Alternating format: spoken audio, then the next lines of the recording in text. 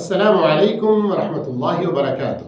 الحمد لله والصلاة والسلام على رسول الله أما بعد. ప్రియ వీక్షకులారా, క్రయ విక్రయాల ఆదేశాలు ఈరోజు మనం రెండో పాఠం తెలుసుకోబోతున్నాము. చాలా ముఖ్యమైన అంశం. మన రోజువారీ జీవితంలో చాలా మనకు దీని అవసరం ఉంటుంది. ఏమిటి అది? క్రయ విక్రయంలో చెల్లే మరియు చెల్లని షరతుల గురించి తెలుసుకుందాం. అయితే ఇందులో రెండు భాగాలు, 2 పార్ట్స్. మొదటి భాగం, ఫస్ట్ పార్ట్లో మనం చెల్లే షరతులు, నిబంధనల గురించి తెలుసుకుందాము. వ్యాపార ఒప్పందంలో ఏదైనా బేరం చేసినప్పుడు ఏదైనా ఒక లక్షణాన్ని నిబంధనగా, షరతుగా పెట్టుకోవడం చెల్లుతుంది. అంటే ఏమిటి? ఆ లక్షణం ఉంటేనే బేరం కుదురుతుంది. ఒకవేళ ఆ లక్షణం లేకుంటే బేరం కుదరదు, రద్దయిపోతుంది. ఏంటి? కొన్ని ఉదాహరణలు చూడండి. ఒక పుస్తకం కొనేటప్పుడు దాని పేజీలు, కమ్మలు, పేపర్లు పసుపు రంగులో ఉండాలని నిబంధన పెట్టడం. మరొక ఉదాహరణ, ఒక ఇల్లు కొనేటప్పుడు దాని తలుపు, ప్రత్యేకంగా అరబులో చూస్తారు మీరు, ప్రధాన ద్వారం, గేట్ ఏదైతే ఉంటుందో అది ఇనుముతో చేసినదై ఉండాలి అని షరతు పెట్టడం. అలాగే ఒక ప్రత్యేక ప్రయోజనాన్ని, ఏదైనా లాభాన్ని నిబంధనగా పెట్టుకోవడం కూడా చెల్లుతుంది. దాని ఉదాహరణ ఏమిటి? ఒక ఉదాహరణ, ఒక జంతువును అమ్మే వ్యక్తి తాను ఒక నిర్దిష్ట స్థలానికి చేరే వరకు ఆ జంతువుపై ప్రయాణం చేస్తానని నిబంధన పెట్టడం. అర్థమైందా? హదీస్ వస్తుంది ఇన్షాల్లా, అక్కడ మరింత వివరంగా తెలుస్తుంది. ఒక మనిషి మార్కెట్లో ఎక్కడైనా ఒక చోట జంతువు కొంటున్నాడు. అయితే అమ్మే వ్యక్తి, నేను నీకు అమ్ముతున్నాను, కానీ దీనిపై నేను ఫలానా స్థలం, ఫలానా చోటకి వెళ్ళి అక్కడ నీకు ఇస్తాను, ఇలాంటి షరతు పెట్టడం. అలాగే మరొక ఉదాహరణ, ఇల్లు అమ్మే వ్యక్తి, ఉదాహరణకు నేను ఇల్లు అమ్ముతున్నాను, మరొక నెల రోజుల పాటు ఆ ఇంట్లోనే ఉంటాను అని షరతు పెట్టడం, నిబంధన పెట్టడం. అలాగే బట్టల దుకాణం, టైలర్ షాప్, అరబ్బులో అనేక టైలర్ షాపులలో అక్కడ వస్త్రాలు అమ్ముతారు కూడా. అయితే ఒక టైలర్ షాప్ వద్దకు వెళ్ళి అక్కడ ఏదైనా వస్త్రం, ఒక గుడ్డ బట్ట కొని అది కుట్టి ఇవ్వాలి అని షరతు పెట్టడం. అలాగే మరొక ఉదాహరణ, కట్టెలు కొనే వ్యక్తి, ఏదైనా సామిల్ లేక కట్టెలు అమ్మే చోట ఒక వ్యక్తి వెళ్ళాడు, కట్టెలు కొనాలనుకుంటున్నాడు. అయితే అమ్మే వ్యక్తితో అంటాడు, ఈ కట్టెలను కొట్టి చీల్చి కూడా ఇవ్వాలి అని షరతు పెట్టడం. ఈ విధంగా ఇలాంటి ఈ షరతులు, ఇలాంటి ఈ లాభంతో కూడినటువంటి కండిషన్లు పెట్టి ఏదైనా వ్యాపారం, ఏదైనా బేరం చేయడం అమ్మే వ్యక్తి కానీ లేదా కొనే వ్యక్తి కానీ ఆ షరతు పెట్టడం యోగ్యం. దీనికి దలీల్ సహీ బుఖారీ 2178 హదీస్ ధర్మవేత్తలు తెలియజేస్తున్నారు. హదీస్ చాలా పొడుగ్గా ఉంది, అందులో చాలా లాభాలు ఉన్నాయి.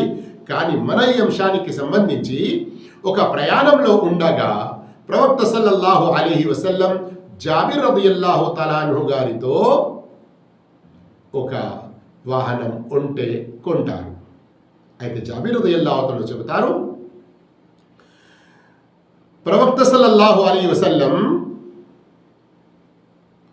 నేను మీకు అమ్ముతున్నాను, అయితే గమ్యస్థానికి చేరే వరకు, గమ్యస్థానానికి అంటే మదీనాకు చేరే వరకు ఆ ఒంటెపై ప్రయాణించే షరతు పెడుతున్నాను.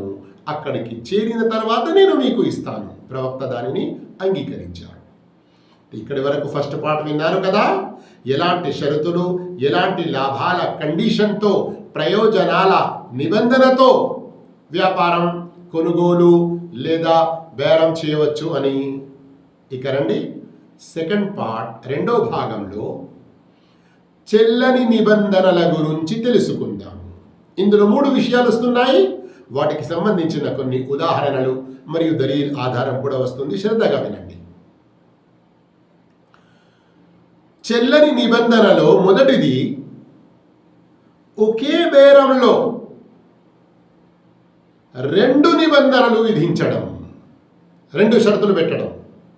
ఉదాహరణకు, కట్టెలు కొనే వ్యక్తి ఆ కట్టెలను చీల్చాలి అని మరియు వాటిని మోసుకురావాలి, ఇంటి వద్దకు చేర్పించాలి అన్నటువంటి 2 నిబంధనలు పెట్టడం. దీనికి ఆధారం ప్రవక్త సల్లల్లాహు అలైహి వసల్లం వారి హదీస్, వలా షర్తాని ఫీ బై', అబూ దావూద్లో ఉంది 3504. అంటే ఏమిటి దీని భావం? ఒకే బేరంలో 2 నిబంధనలు విధించడం హలాల్ కాదు, యోగ్యం కాదు, చెల్లదు.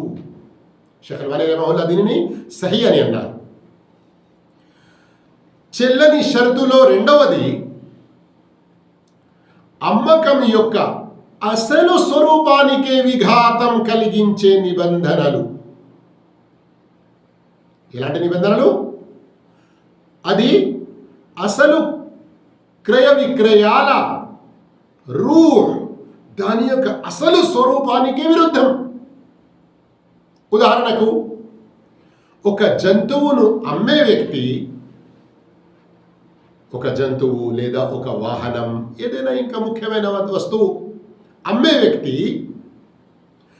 దానిని కొనుగోలుదారుడు వేరొకరికి అమ్మకూడదు. అర్థమైంది కదా. ఉదాహరణకు, నేను నీకు అమ్ముతున్నాను ఏదైనా ఒక వస్తువు, అయితే నువ్వు కొను, కానీ ఎవరికి అమ్మకూడదు అని ఇలా నిబంధన పెట్టడం, ఇది అసలు క్రయ విక్రయానికి విరుద్ధం. ఇది అలాగే, నువ్వు ఫలానా వ్యక్తికి ఇవ్వకూడదు, ఇది బహుమానంగా ఇవ్వకూడదు లేదా అమ్మకూడదు, ఇలాంటి నిబంధన పెట్టడం. లేదా, నాకు అప్పు ఇస్తేనే ఈ వస్తువు నేను మీకు అమ్ముతాను, అప్పు ఇస్తేనే నేను మీకు ఈ వస్తువు అమ్ముతాను, ఇలాంటి షరతు పెట్టడం. లేదా, నీవు ఒక వస్తువు నాకు అమ్మితే నేను ఈ వస్తువు నీకు అమ్ముతాను. ఈ విధంగా ఇలాంటి కండిషన్లు నిషిద్ధం. ఇవి సరి అయినవి కావు. ఎందుకంటే ప్రవక్త సల్లల్లాహు అలైహి వసల్లం తెలిపారు, లా యహిల్లు సలఫున్ వ బై', ఒకే బేరంలో 2 నిబంధనలు చెల్లవు అని ముందే తెలుసుకున్నాము దలీల్. ఇప్పుడు ఇక్కడ లా యహిల్లు సలఫున్ వ బై' అంటే ఒకే బేరంలో అప్పు మరియు అమ్మకం కలిపి చేయడం ధర్మబద్ధం కాదు. ఇక చెల్లని షరతుల్లో మూడవది, నిబంధన షరతు చెల్లకపోయినా వ్యాపారం మాత్రం చెల్లుబాటు అయ్యే సందర్భాలు. నిబంధన తప్పు కనుక ఆ నిబంధన చెల్లదు, ఆ వ్యాపారం, ఆ కొనుగోలు, ఆ బేరం చెల్లుతుంది. ఉదాహరణకు,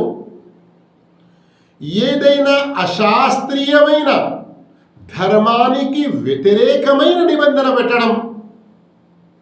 దీని ఉదాహరణ ఏమిటి? నేను ఒక వస్తువు నీతో కొంటాను, కానీ నేను ఇతరులకు అమ్మినప్పుడు నాకు నష్టం కలగకూడదు అన్నటువంటి నిబంధన ఎదుట ఎవరితోనైతే కొంటున్నానో వారితో ఇలాంటి నిబంధన పెట్టడం, ఇది సరైనది కాదు. అలాగే ఒక బానిసను అమ్మేటప్పుడు వలా తనకే ఉండాలి అని యజమాని నిబంధన షరతు పెట్టడం.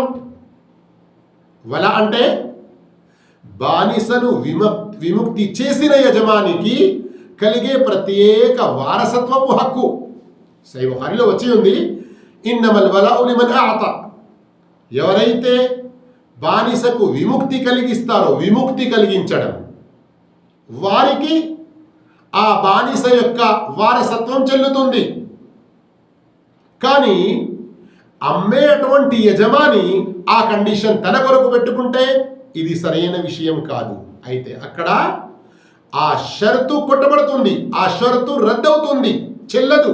కానీ వ్యాపారం అనేది చెల్లుతుంది. ప్రవక్త సల్లల్లాహు అలైహి వసల్లం చెప్పారు, మనిష్తరత షర్తన్ లైస ఫీ కితాబిల్లాహ్ ఫహువ బాతిల్. ఎవరైతే అల్లా గ్రంథంలో లేని ఏ నిబంధననైనా విధిస్తే అది చెల్లదు, అది బాతిల్. వ ఇనిష్తరత మియత షర్త్, అతను 100 షరతులు అలాంటివి పెట్టినా కానీ ఏ ఒక్కటి చెల్లదు. సహీహ్ బుఖారీ 215655, సహీహ్ ముస్లింలో కూడా ఉంది హదీస్ 1504. ఈ విధంగా ఈరోజు మనం రెండో పాఠంలో 2 భాగాలు, 2 పార్ట్స్ తెలుసుకున్నాము. ఒకటి చెల్లేటువంటి షరతులు, రెండవది చెల్లని షరతులు. ఇక మూడో పాఠం గురించి వేచించండి. గుర్తుంచుకోండి, ఒక ట్రిక్ చెబుతున్నాను. యూట్యూబ్లో కనుక మీరు ఈ పాఠం వింటూ ఉంటే కింద ఏదైతే టాపిక్ రాసి ఉంటుందో అక్కడ చూడండి, బ్లూ ఉంటుంది, క్రయ విక్రయాల ఆదేశాలు. దాన్ని క్లిక్ చేయండి. క్రయ విక్రయాల ఆదేశాలు 1, 2, 3, 4 ఈ విధంగా మీకు ఎన్నో వీడియోలు కనబడతాయి. ఒకటికొకటి క్రమంగా వినండి, జ్ఞానం పొందండి. ఇహలోకం పరలోకంలో సాఫల్య భాగ్యాలు పొందండి. అల్లాహ్ మనందరికీ సౌభాగ్యం ప్రసాదించుగా. ఆమీన్. వాఖిరు దఅవానా అల్హమ్దులిల్లాహి రబ్బిల్ ఆలమీన్. వస్సలాము అలైకుం వరహ్మతుల్లాహి వబరకాతుహు.